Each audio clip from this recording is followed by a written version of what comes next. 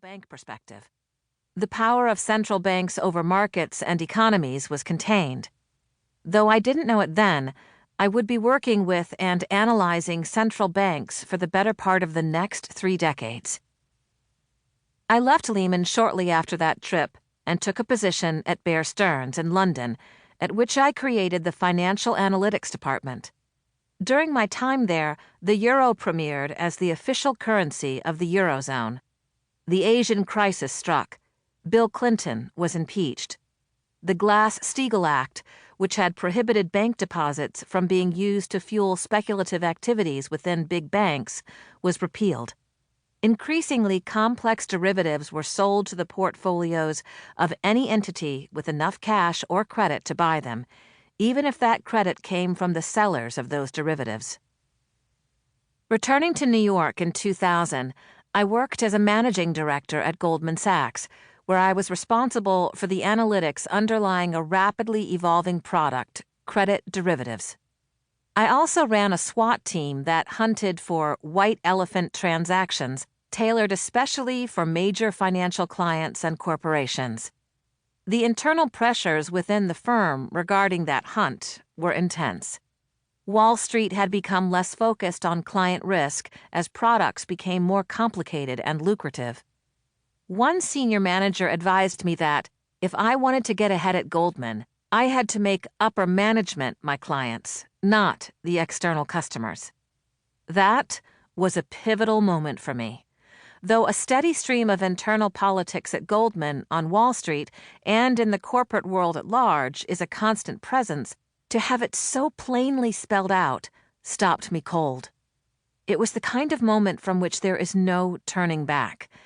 It was friendly advice as well, but it just didn't sit well with me.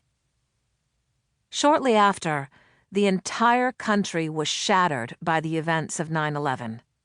We each have our stories from those days, where we were, what went through our minds, how it changed us as people, as a nation.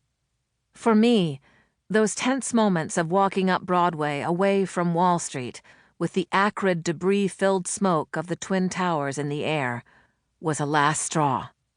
I left Goldman Sachs, partly because life was too short, partly out of disgust at how citizens everywhere had become collateral damage and later hostages to the banking system.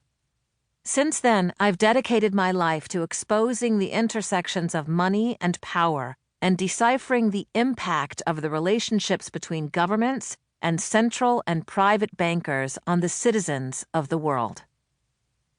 In 2004, I explored those post-1970s alliances in my first book, Other People's Money, The Corporate Mugging of America.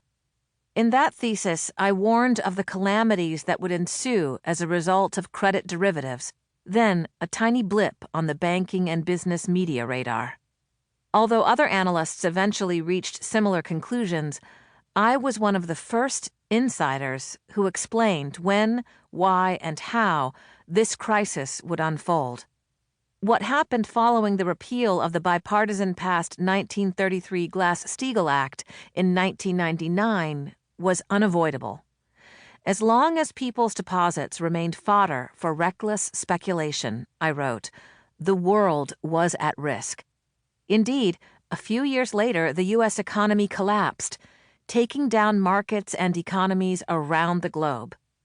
Some people said banks weren't to blame. People who couldn't afford their mortgages were. But that's not a logical conclusion if you do the math and know how banks create and sell mortgages. The financial crisis began 3 years after my book came out and escalated through 2008. Those events led to my next book, It Takes a Pillage: Behind the Bonuses, Bailouts, and Backroom Deals from Washington to Wall Street. The book tapped into the psyche of Wall Street, revealing how the very structure of the financial system hinged on traders flocking to the next big bet, regardless of the stakes. In addition, the same people and families kept popping up, cycling through Wall Street and Washington. They influenced the economy beneath them from their loftier heights of status, private money, and public office, dismantling laws that stood